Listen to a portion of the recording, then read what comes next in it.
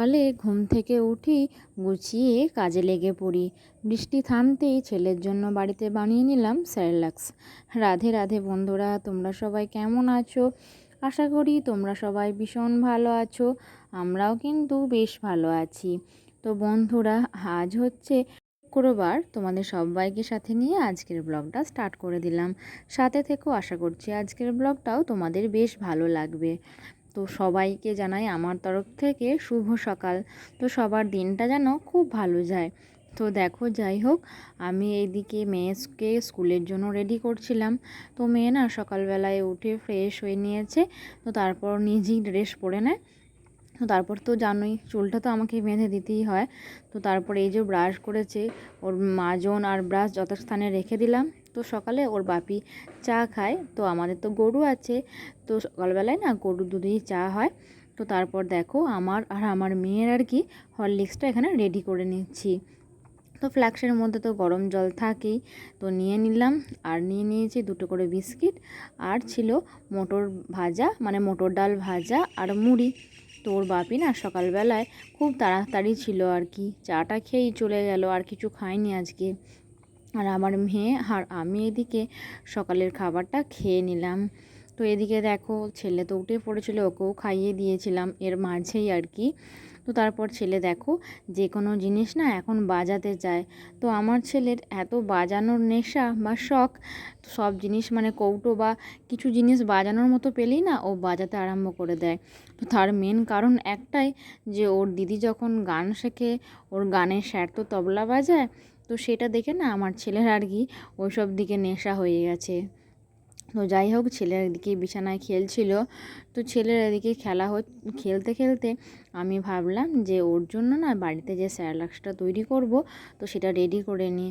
তো ওর দেখাশোনা না মা করছিল আর কি। তো আমার ছেলে খেলছিল, মাকে বললাম একবার দেখো। তো আমি ততক্ষণ ওর স্যারেলাক্সটা রেডি করে নিই। তো যেহেতু সকাল থেকেই বেশ রোদ করেছিল, আর রোদ তো কাল থেকেই করেছিল আর কি। তো ভাবলাম যে তাহলে ওর বাড়ির তৈরি স্যালাডটা তো প্রায় পুড়িয়ে এসেছে, তো সকালবেলায় যদি রেডি করে ধুয়ে নিই, তো তাহলে আর কি সুবিধা হবে। তো দেখো, তার জন্য সব পরিমাণ মতো নিয়ে নিলাম, আর কাজু, আমন্ড, মুগ ডাল, মসুর ডাল, চাল সব নিয়ে না ওগুলো ভিজিয়ে দিয়ে মানে রোদে শুকাতে দিয়ে চলে এলাম ছাদেতে আর কি। তো তারপর দেখো, ছেলে এদিকে বিছানাময় খেলনা ছড়িয়ে রেখেছিল। তো ছেলের না খেলনাগুলো এই ড্রামটার মধ্যেই কুড়িয়ে রাখি। তো যখন যেটা ওর নিতে মন যায়, সেগুলো নিয়ে খেলা করে। তো আবার না এই ড্রামটার মধ্যেই কুড়িয়ে রেখে দিই।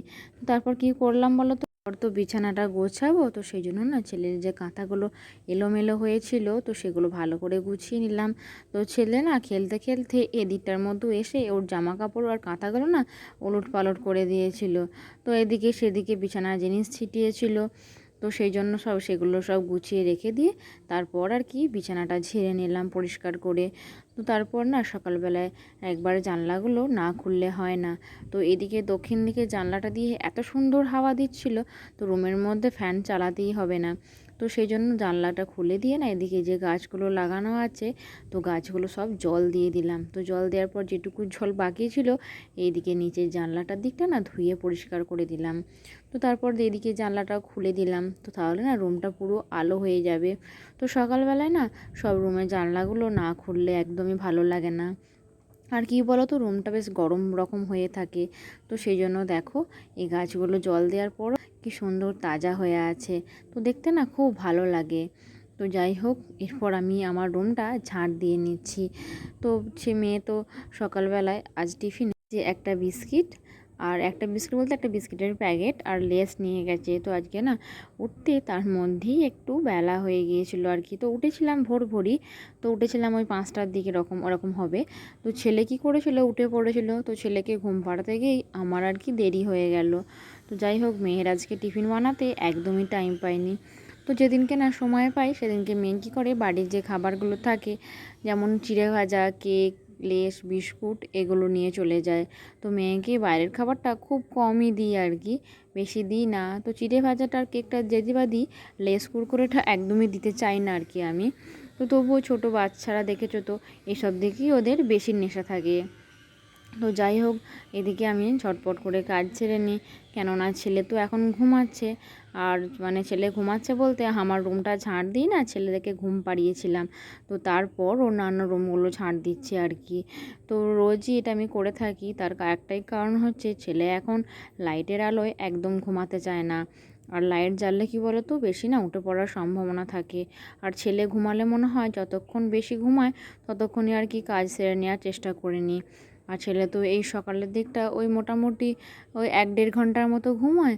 তো তখন না আমার যেটুকু কাজ হওয়ার সেটুকু সেরে নিয়ে স্নান করে নিতে পারি আর কি, তো তাহলে আমার সুবিধাটা হয়। তো দেখো এদিকে আমি সব রুমগুলো ঝাড় দিয়ে ডাইনিংটা ঝাড় দিয়ে নিচ্ছি। তো তারপর না নিচের দিকে সব নামিয়ে দেব। আর আজকে তো সকাল থেকে এত প্রচণ্ড রোদ উঠেছে, খুব ভালো লাগছে।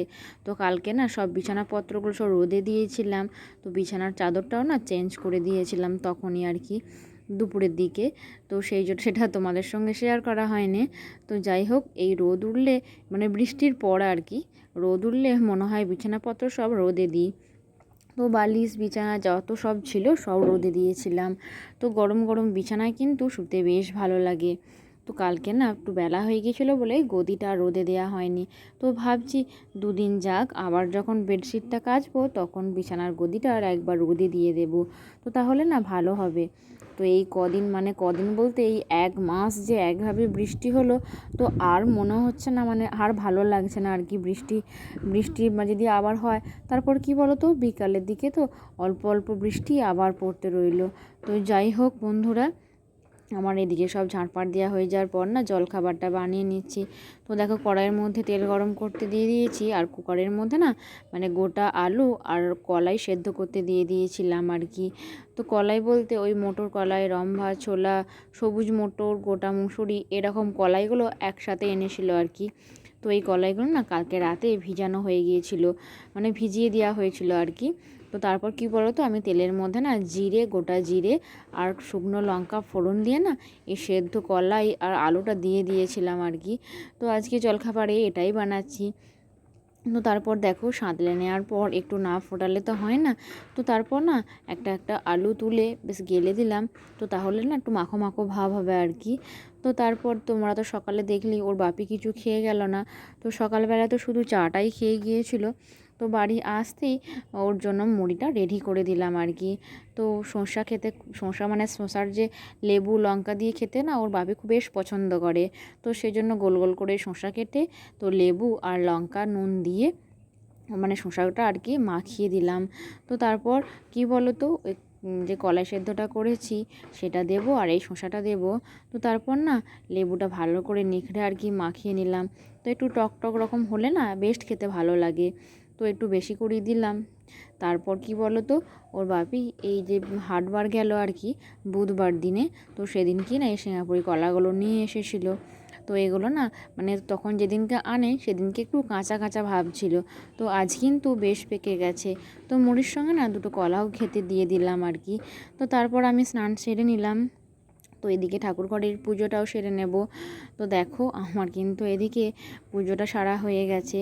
তো তারপর কি বলো তো, ঠাকুরের যে মানে প্রসাদের যে থালাগুলো আছে তো সেগুলো না মানে আলাদা করে রেখে দেব। তো সেই জন্য জলের যে গ্লাসগুলো ছিল সেগুলো নামিয়ে নিলাম। তো তারপর রান্নাঘরে একটা থালার মধ্যে রেখে দেব। আর কি বলো তো, এই ঠাকুরের প্রসাদগুলো না মুড়ি খাবার আগে সবাই মিলে আর কি নিয়ে খেয়ে নিই। আর তোমরা তো দেখেছই আমাদের ঘরে ঠাকুরের জলখাবেলার দিকে ফল আর মিষ্টি দেওয়া হয়। তো সেগুলো সব রেখে দিলাম। তো তারপর না মা আর মেয়ে দুজনে মিলে মুড়িও খেয়ে নিলাম। তো আজ তো জানোই তো মেয়েকে টিফিনে কিছু দিইনি, মানে মুড়ি বা অন্য কিছু ভারী খাবার দিইনি, তো সেই জন্য ও স্কুল থেকে এসে মুড়ি খেয়েছিল।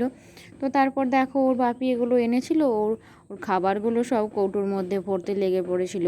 তো চিড়ে ভাজা, কুরকুরে, বিস্কিট এগুলো সব এনেছিল।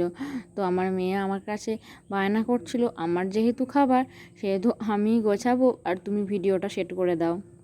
তো আমি ক্যামেরাটা ওকে সেট করে দিয়েছিলাম, আর ও দেখো এগুলো সব গুছিয়ে গুছিয়ে ওর কৌটোর মধ্যে রেখে দিচ্ছিল। তো দেখো ওর কিন্তু দুটো বক্সই একদম পূর্ণ হয়ে গেল। তো আমার মেয়ে যেমন গুছিয়ে রাখছে তেমন কিন্তু রোজ বার করে খাবে না, ওর কিন্তু এসব খাওয়ার প্রতি নেশাটা অনেকটাই কম। তো তো তারপর দেখো এসব আরও কী সব জিনিসপত্র নিয়ে বসেছিল। তো ওর বাপি এই যে একটা বডি স্প্রে এনেছিল, তারপর এই একটা রুম স্প্রে এনেছিল। এই রুম স্প্রেটা এত সেন্ট, মানে বেল একটু স্প্রে করলি না গোটা রুমটা বেল ফুলের সেন্ট ছাড়ছিল। তো যাই হোক, তোমাদের সঙ্গে তো ওগুলো মানে সব জিনিসগুলো শেয়ার করে নিল। তো এদিকে দেখো দুপুর হয়ে গিয়েছিল, মানে ভাত খাওয়ার সময় হয়ে গিয়েছিল। তো এদিকে আমার কাকা শ্বশুরের আর আমার মেয়ের ভাত বাড়া হয়ে গিয়েছিলো। তো আমরা খেতে বসবো, আর বড় মা ওদিকে লেবু কাটছিল। তো তারপর দুপুরের খাওয়া দাওয়া সেরে ছেলের যে স্যারেলাকটা রোদে শুকোতে দিয়েছিলাম, সেটা এবার না মানে শুকনো কড়াইয়ে আর কি কাঠকলায় আর কি ভেজে নেব। তো তারপর না দেখুন বারে নাড়াচাড়া করে করে মানে এগুলো ভাজবো আর কি, যতক্ষণ না লাল লাল হয়। তো তারপর দেখো মিক্সার গ্রাইন্ডারে দিয়ে দিলাম, যে এগুলো গুঁড়ো করব। তারপর না মিক্সার গ্রাইন্ডারে গুঁড়ো করে নিয়ে এটা চেলে নেব। তো চেলে নেওয়ার পর যে ডাস্টটা বেরোবে সেটা কৌটোর মধ্যে আর কি কুড়িয়ে রেখে দিলাম। তো যতটা পরিমাণ নিয়েছিলাম দেখো আমার কিন্তু 1 কৌটো স্যারেলাক্স রেডি হয়ে গেছে।